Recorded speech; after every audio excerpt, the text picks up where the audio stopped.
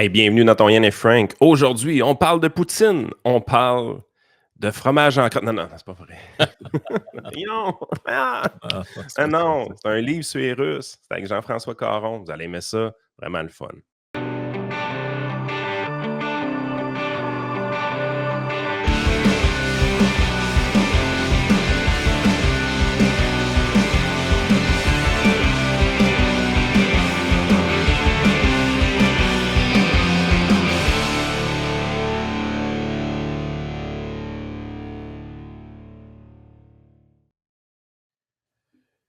Yes. Jean-François, tu as publié Rouski Mir. Je pense que c'est comme ça qu'il faut le prononcer. C'est quoi? C'est ton 10e ou 12e livre, quelque chose comme ça?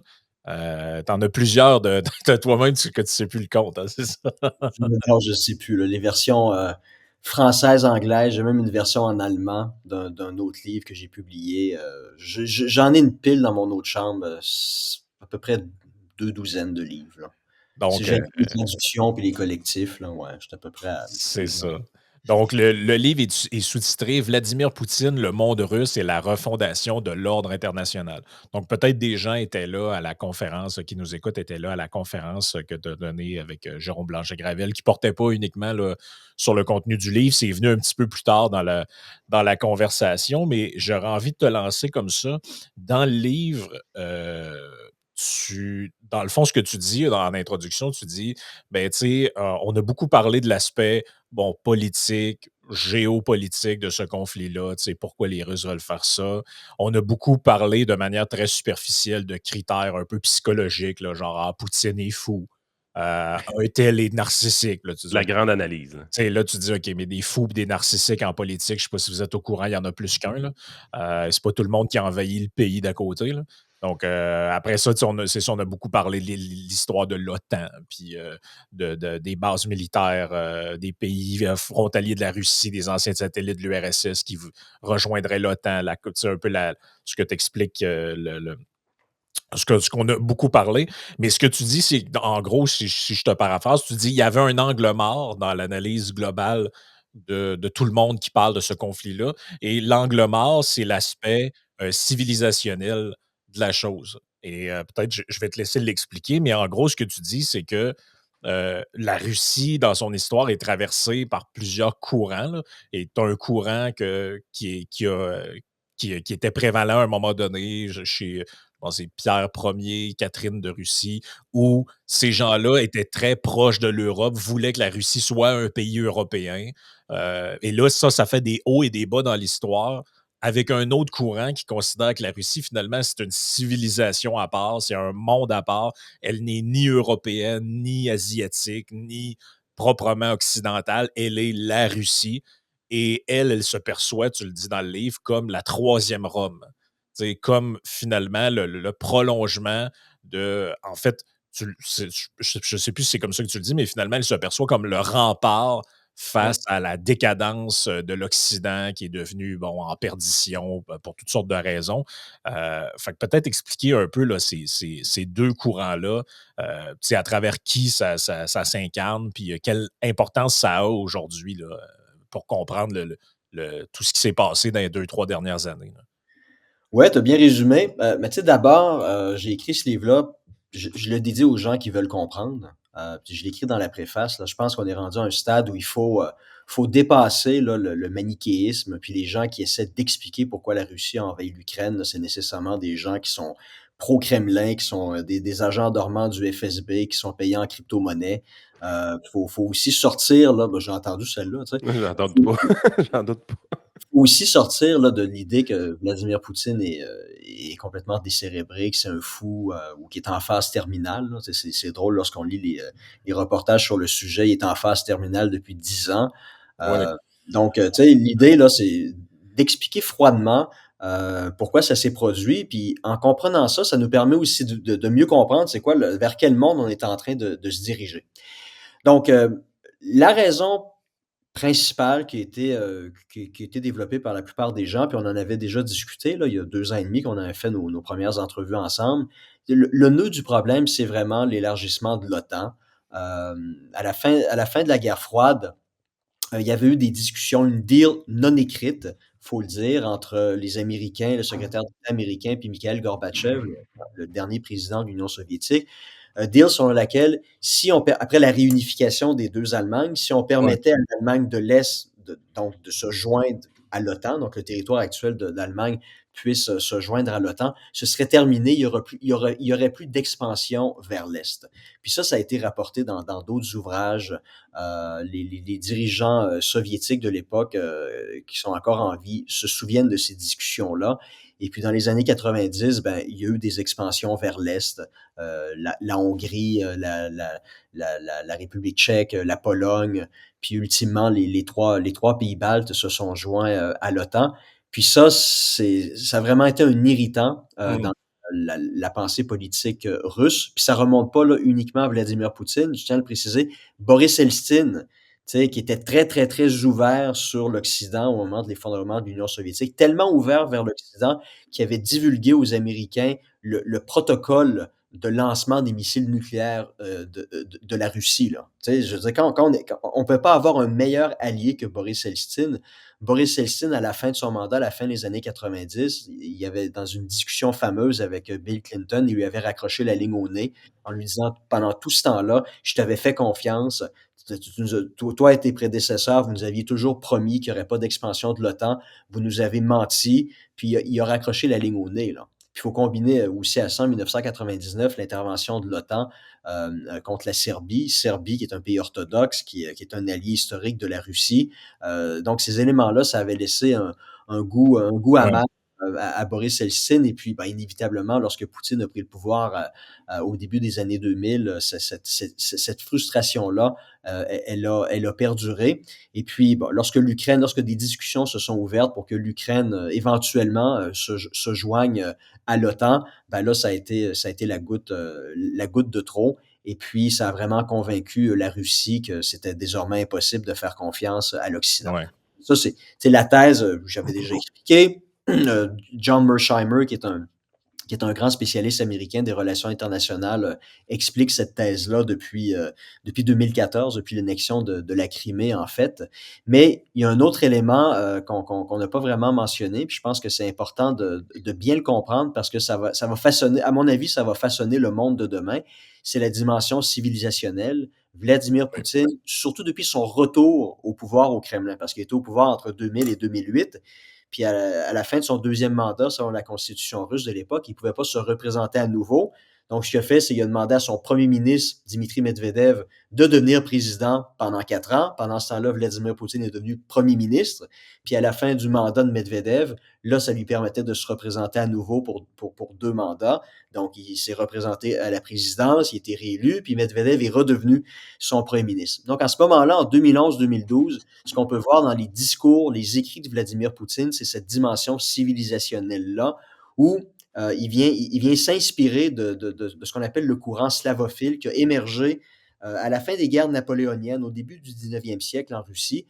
Puis cette idée-là, c'est l'idée selon laquelle la Russie est une civilisation en soi, une civilisation à part et très différente de l'Occident, et qui en fait s'érige en opposition avec l'Occident, qui était présenté à l'époque comme étant une civilisation décadente, aux mœurs et aux valeurs complètement barbares. Et c'était la responsabilité de la Russie, comme empire chrétien, de préserver la pureté du christianisme et de s'opposer à la civilisation occidentale. Ça a vraiment émergé vers 1825-1830.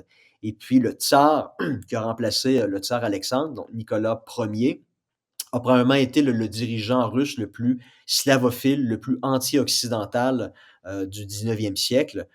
Et puis, il s'est lancé, une des raisons pour laquelle il s'est lancé dans la guerre de Crimée au milieu du 19e siècle, c'était pour lui une guerre civilisationnelle contre l'Occident. Puis cette idée-là a perduré dans la deuxième moitié du 19e siècle. C'est resté très présent au 20e siècle sous l'Empire soviétique. Et maintenant, Vladimir Poutine est clairement inspiré par cet idéal-là. il cite de plus en plus des auteurs slavophiles du 19e siècle qui étaient très connus à l'époque. Donc, personne ne connaît en Occident parce que c'est une littérature dont on s'intéresse pas nécessairement. Mais il cite explicitement ces gens-là de plus en plus dans ses discours. Puis ça, c'est très clair. Depuis 2011-2012, dans ses écrits, dans ses discours, il y a un courant très civilisationnel.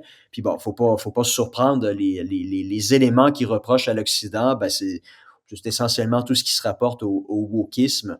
Dans un de ses derniers discours des conférences de Valdaï qui ont lieu à tous les mois d'octobre. Puis les gens peuvent lire ces discours-là sur le site du Kremlin. Ils sont traduits en anglais pour ceux qui comprennent l'anglais.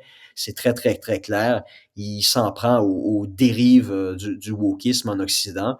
Puis ça nourrit sa rhétorique et ça anime son opération militaire spéciale, comme il l'appelle, en Ukraine. Et c'est ce qui explique pourquoi la Russie et Vladimir Poutine sont prêts à faire autant de sacrifices dans le cadre de la guerre en Ukraine. Parce que, encore une fois, si on fait juste se pencher sur le plan géostratégique, l'idée de l'expansion de l'OTAN, en fait, Ben, parlons-en, Jean-François. J'ai trouvé une petite vidéo avec quelques cartes qui vont nous intéresser, puis peut-être repartir un peu de la base, nous l'expliquer un peu ce qui se passe dans les années de ce côté-là. En 1949, comme vous voyez, l'OTAN n'est pas encore là, mais l'Union soviétique très présente, puis on voit les pays que ça l'englobe, autrement dit.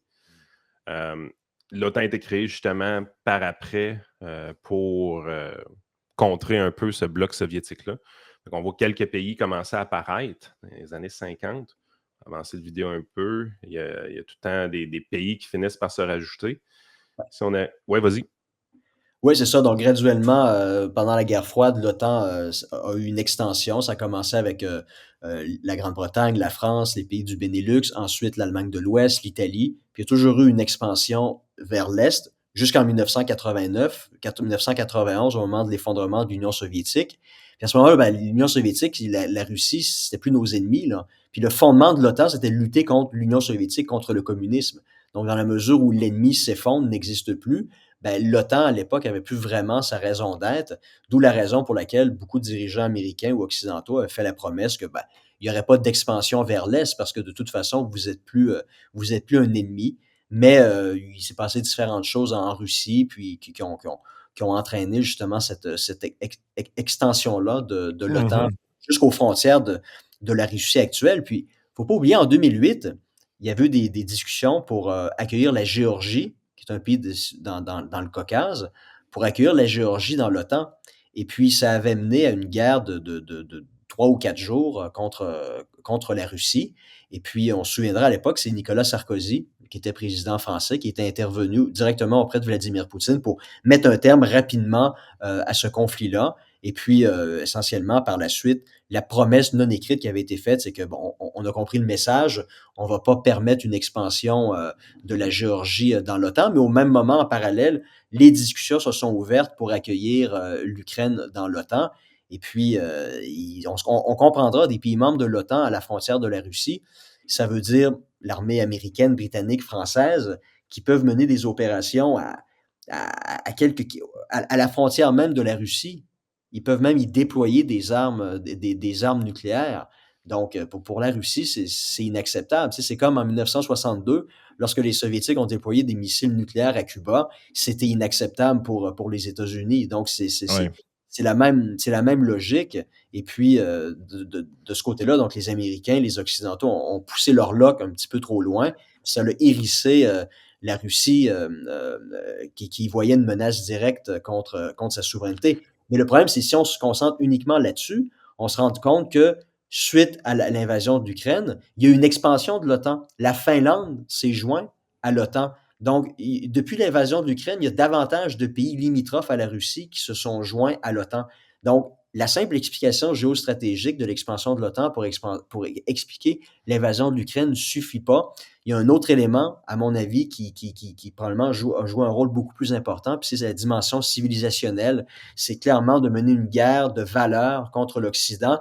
Et même si ça avait pour effet d'élargir davantage l'OTAN aux frontières de la Russie, c'était un prix que Vladimir Poutine était prêt à payer parce qu'à ses yeux, s'opposer à ce qu'il appelle la décadence de la civilisation occidentale, ça faisait foi de tout, ça avait plus d'importance que n'importe quel autre facteur.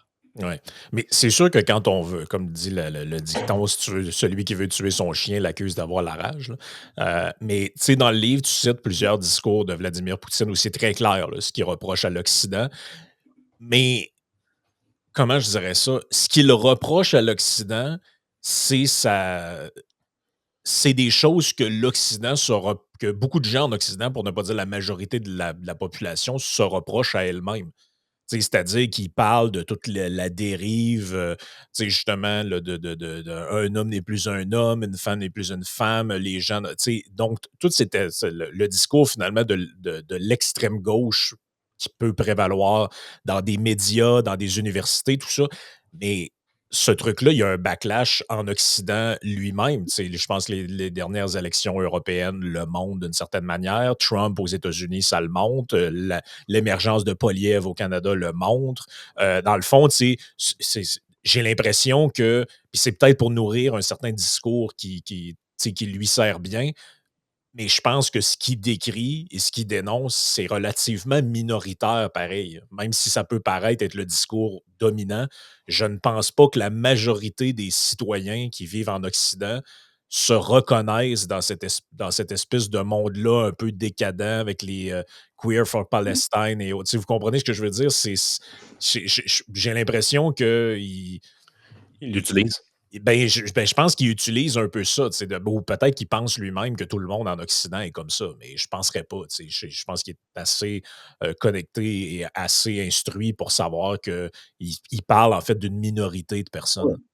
Oui, puis d'ailleurs, mon billet de demain explique précisément tout ça, puis comment cette minorité-là est en mesure d'imposer son dictat sur le reste de la société. Mais c'est ça le problème, c'est que si Vladimir Poutine est en train ça devient le discours de Vladimir Poutine, un élément clé de sa politique étrangère, peut-être qu'il va y avoir une contre-réaction en Occident. Si on fait marche arrière sur les valeurs du wokisme, ça va être l'équivalent de donner raison à Vladimir Poutine. Donc, Ouais. on pourrait peut-être voir à cause de ce clash-là civilisationnel une avancée encore plus radicale du wokisme, parce que faire marche arrière, ça reviendrait à donner raison à notre ennemi civilisationnel ou existentiel. Ça, faudra vérifier ça au cours des prochaines années. Mais pour moi, là, en ce moment, c'est un élément qui a joué un grand rôle dans sa décision d'envahir l'Ukraine. Et puis, c'est l'élément clé maintenant qui est au cœur du soft power de la Russie. Puis c'est comme ça que la Russie est vraiment en train de marquer des points en ce moment, puis va être en mesure de continuer à marquer des points dans l'avenir, puis d'être en Hmm. mesure potentiellement d'organiser un bloc illibéral autour d'elle qui va s'opposer à l'Occident. Puis Hmm. si ça en vient à se produire, ben, les conséquences pour l'Occident là, vont être vraiment dramatiques. Parce que ce qu'on a vu, par exemple, au cours de la dernière année, à l'été dernier, au Niger, il y a eu un coup d'État militaire, Ouais. puis ils ont foutu les Français dehors. Et puis soudainement, ben, c'est les gens du groupe Wagner qui sont débarqués au Niger pour assurer la sécurité. Donc, les gens du Niger étaient prêts à renvoyer les anciens colonialistes français à la maison et puis aller chercher de l'aide, du secours de la part de la Russie. Pourquoi? Parce que sur le plan civilisationnel, ce que Vladimir Poutine défend, c'est des valeurs qui sont très proches des valeurs traditionnelles en Afrique. C'est la même chose en République centrafricaine, au Mali, où on voit graduellement la Russie qui est en train d'installer ses pions dans cette région-là. Puis les dirigeants africains, la population africaine, sont favorables à la présence russe parce que, puis j'ai retranscrit la citation parce que pour une question de droit d'auteur, ça risque d'être impossible de mettre la Ouais. vidéo. Et il y a quelques mois à peine, le président du Congo a été en entrevue à la télévision française, puis il se faisait poser différentes questions, et puis ses réponses ont choqué. Puis je vais vous donner juste des réponses à deux questions. Ça va vraiment vous donner, là, ça va vraiment expliquer pourquoi la Russie est perçue de façon si favorable en Afrique, parce que les valeurs défendues par Vladimir Poutine sont très proches des valeurs traditionnelles qui sont défendues en Afrique. Donc le journaliste demande au président du Congo pourquoi la Chine et la Russie arrivent à progresser en Afrique. Sa réponse est la suivante, je cite, parce qu'ils ne viennent pas chez nous avec cette arrogance, cette façon de donner des leçons qui est frustrante. Le journaliste pose une autre question, mais les Chinois et les Russes se comportent mieux que les Occidentaux en Afrique? Puis la réponse du président du Congo est la suivante: mais bien sûr, on ne comprend pas très bien les réalités africaines. C'est vraiment dommage. J'ai toujours dit que la France est le meilleur partenaire de l'Afrique par son histoire et sa position géographique. Mais c'est étonnant de voir comment nous sommes très loin par rapport aux cultures. On ne peut pas comprendre qu'on vienne nous donner la leçon sur les droits de l'homme. Il y a toujours ce regard condescendant par rapport à l'Afrique et ce comportement un peu paternaliste qui consiste à croire qu'eux savent ce que nous avons besoin mieux que nous. Donc, il dit ça. Donc, ça, ce que ça veut dire, c'est lorsque les Occidentaux, depuis 30 ans, débarquent en Afrique avec des projets de développement économique, ça vient avec des, comme on dit en anglais, des strings attached. Donc, vous devez, on va construire un puits chez vous, mais vous devez avoir une politique favorable à la communauté Ouais. LGBT. Le déminage trans en Ukraine, à transporter en Afrique. Là. Exactement. Donc, ça, l'Occident est en train de lier l'aide au développement économique à la promotion de valeurs qui sont contraires aux valeurs traditionnelles qu'on retrouve en Afrique. Ben, vous avez, à contrario, une puissance moyenne comme la Russie qui est prête, elle, à venir fournir de l'aide économique, de l'aide militaire, mais sans sans, contrainte. Ouais. sans cette contrepartie-là. Et puis, lorsque les Russes débarquent, ben, il y a une cohabitation facile parce que c'est des gens qui défendent exactement les mêmes valeurs que les gens en Afrique. Et ça permet graduellement à la Russie d'être en mesure de se créer des alliés dans un environnement où il y a énormément de ressources naturelles. Puis c'est là le problème pour la France avec le Niger. Le Niger approvisionnait le quart des centrales nucléaires européennes. C'est fini, là. L'uranium, maintenant, là, Ben, ça va être envoyé en France, là. Et c'est comme ça qu'on peut voir par son soft power, parce que eux, les Russes, lorsqu'ils débarquent à l'étranger, ils font pas preuve de paternalistes. Ils sont davantage en mesure de se créer des alliés comme ça dans ces sociétés-là, en Afrique, au Moyen-Orient, en Asie. Ben, c'est comme ça que graduellement, ils vont être en mesure de se créer des alliés, un bloc qui va s'opposer à l'Occident. Puis dans un monde où l'Occident a besoin d'uranium, a besoin de lithium, a besoin de ressources naturelles pour faire son virage énergétique. Mais ça, là, ben, on ne dit pas. Mais juste à cause de la question des valeurs, la Russie est en train de couper l'Occident du plus grand marché mondial qui est en pleine expansion. Là, on parle de l'Afrique puis de l'Asie, ce qui inclut évidemment la Chine et l'Inde, mais surtout des ressources naturelles. Puis ça, on le réalise pas, mais la Russie est en train de faire des progrès majeurs dans le monde, justement à cause de son discours autour de ses valeurs. Ben, en fait, au niveau économique, ce qui est assez spectaculaire, c'est que, tu sais, quand tu arrives et tu remontes dans les années 1500 ou 1600, on était à une époque où est-ce qu'on était en mode colonialisme, dans le sens que les pays européens, pour s'approvisionner de ressources, exploraient l'Amérique, puis allaient chercher des ressources ailleurs, exploraient l'Afrique aussi, ainsi de suite. Donc, tu n'es plus dans un mode empire comme du temps de Rome, des choses comme ça, mais on établissait des colonies. Éventuellement, le libéralisme a favorisé l'apparition du libre-échange, la mondialisation, qui nous a donné des avancées phénoménales au niveau intellectuel, au niveau du savoir et au niveau également de l'approvisionnement puis des chaînes d'approvisionnement. Le marché maritime est tout simplement spectaculaire quand tu le regardes aller. Mais on est devenu extrêmement dépendant à ce libre-échange-là, dans le sens que on a pu endetter nos pays d'une manière drastique sans subir réellement d'inflation à cause des gains de productivité par rapport à ça dans les années 80, 90 et début 2000. Et on est devenu très, très, très accro. L'émergence de la Chine nous a amené une déflation, si on veut, de notre côté, qui a permis à nos gouvernements de continuer dans leur excès d'endettement. Donc, on s'est auto-infligé, l'Occident, un peu un boulet avec l'endettement qu'on s'est fait subir. Mais ça a toujours été correct parce que nos gains de productivité liés au libre-échange, notamment, nous permettaient de l'endurer. Mais là, tout ce qu'on entend depuis quelques années, c'est justement l'affrontement Chine-États-Unis s'en vient, la séparation du monde en deux s'en vient tranquillement pas vite. La Russie, qui est le troisième joueur dans l'histoire, mais qui tend beaucoup plus du côté de la Chine que de l'Occident, évidemment. Mais quand tu arrives et tu ajoutes l'impact des ressources naturelles dans tout ça, que ce soit les terres rares, que ce soit toutes sortes de ressources pétrolières ou ainsi de suite, là, tu es là, tu te dis, attends un peu, l'Occident a un réel problème. Si vraiment le monde se sépare en deux, puis on doit faire du libre-échange dans chacune des régions, au niveau des ressources naturelles, on est peut-être moins avantagé qu'on pense.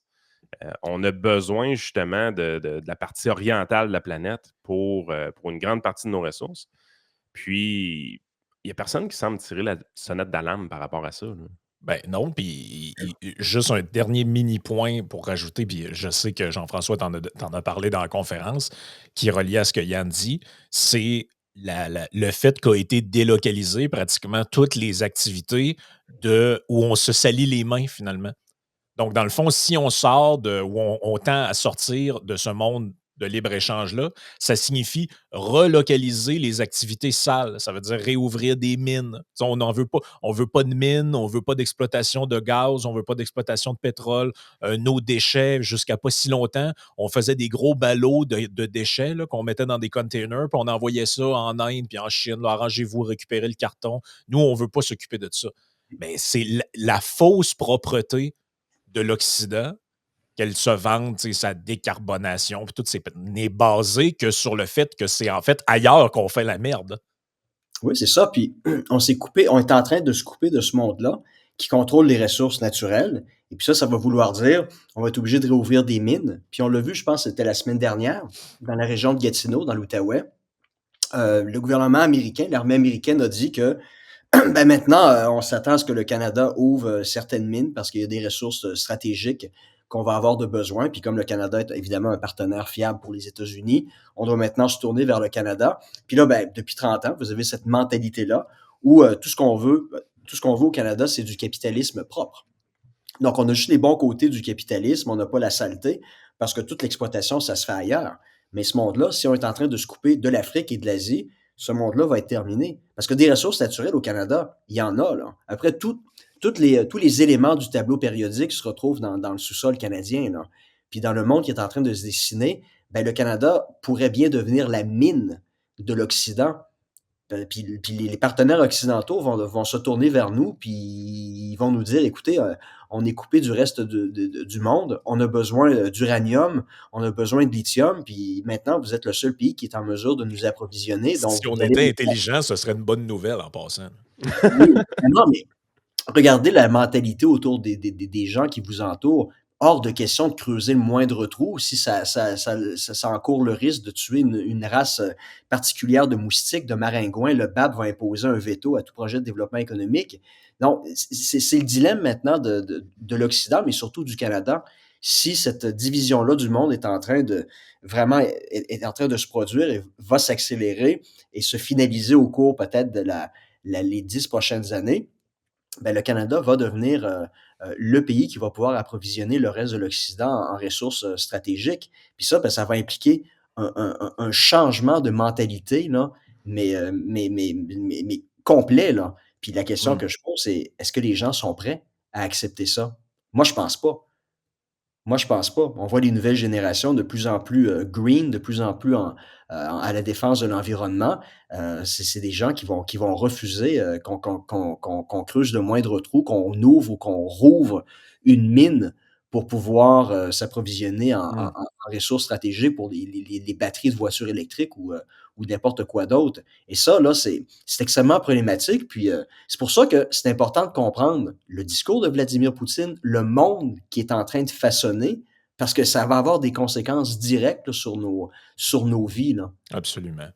Écoute, Jean-François, on va continuer l'entrevue sur le Patreon. Donc, les gens qui veulent s'abonner, il y a le code au bas de l'écran. Je rappelle le titre du livre, Rouski Mir. Je le prononce probablement mal, mais c'est ça pareil. Vladimir Poutine, le monde russe et la refondation de l'ordre international. Il reste encore beaucoup de contenu que j'aurais aimé aborder avec toi. On va en discuter sur le Patreon, notamment tu as un bout que je trouve absolument intéressant sur l'URSS. Donc, la grande question, pourquoi le communisme, finalement, a fonctionné en Russie alors que même les pères fondateurs du communisme, Marx et Engels, pensaient que c'était la dernière place où ça allait pogner.